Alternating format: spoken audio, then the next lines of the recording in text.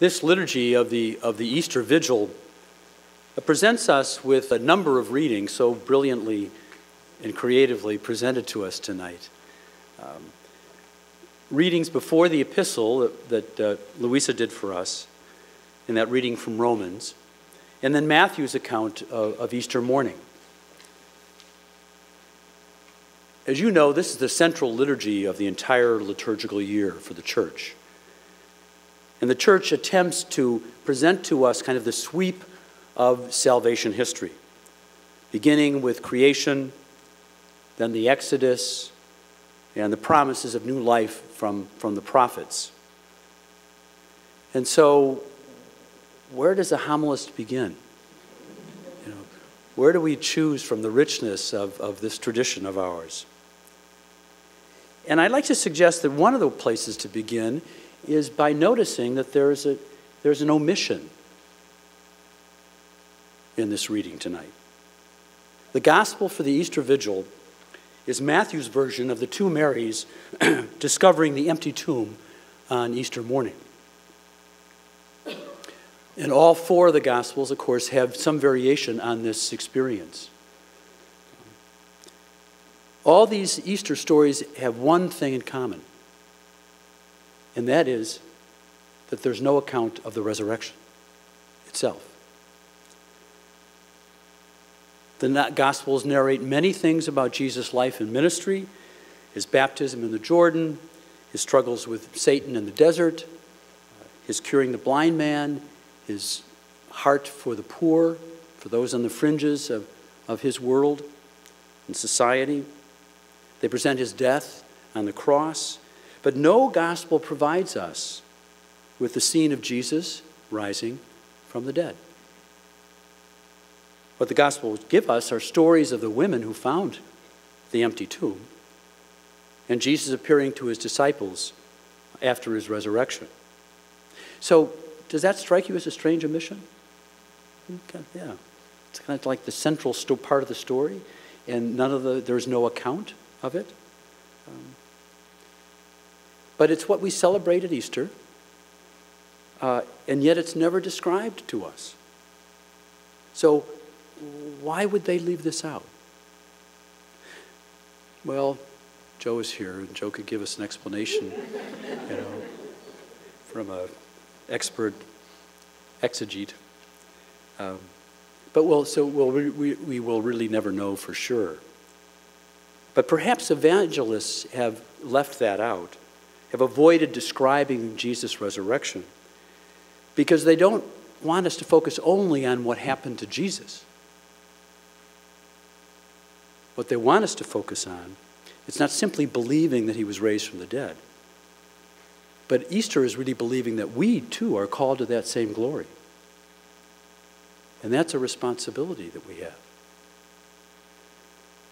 Though the resurrection of Jesus, God makes a promise to us and to our world. God promises us that we are heading to glory. God promises us that the ultimate fate for each of us and for our world is goodness, peace, justice. These are the promises that we are challenged to believe in, to really believe in, to have faith in these promises. And the challenge is not easy. When we start with ourselves, we look at what we've done with our lives in some ways, our failures, our regrets, our inability to heal broken relationships, our battle with sickness, with grief. It's difficult to believe that God is leading us to a life of glory. It's hard to believe when we look at all that's going on in our world, whether it's the tragic fire that destroyed much of the Cathedral of Notre Dame in Paris, and all that it symbolized over 850 years of Catholic Christianity.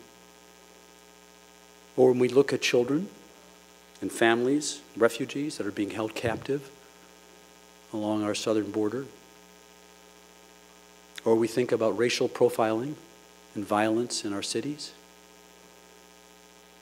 We think about maybe the abuse in our church the failure of our leadership, which seems to have lost its mooring, or the culture wars that continue to promote ideologies and lose respect for the value of dialogue. It's difficult to believe that God is changing our world and that these promises are going to come true. So these promises of Easter are big promises. And it takes courage, and it takes strength, and it takes faith to believe in them, to claim them as our own. But unless we do claim them as our own, we really can't be called, in a credible way, Christ's disciples. When we proclaim that Christ is risen, we're proclaiming that the same God who is good and powerful enough to raise Jesus Christ from the dead is good and powerful enough to raise us beyond our failures, beyond our sinfulness, and to change this flawed world into a world of a new creation. So to live these promises, of course, demands that we have to do our part. And we're going to renew our baptismal promises in a few minutes that remind us, okay, I've got to step up again. Okay? Got to step up again. We must be committed to the following of Jesus Christ and his teaching, to forgive and to love one another. We must strive to oppose injustice, to build a peaceful world. But as Christians, we will not find the strength to take up Jesus' mission unless we trust really, in faith, in the promise of Easter. The invitation of Easter is to believe in that promise that we are called to glory. We are called to new life, even as we work to make it a reality in whatever ways we do that. While the evangelists never describe Jesus' resurrection, they leave a blank canvas. Blank canvas. And they do that, I think, with a confidence that through God's grace and our renewed commitment, that we can fill in the picture. Happy Easter.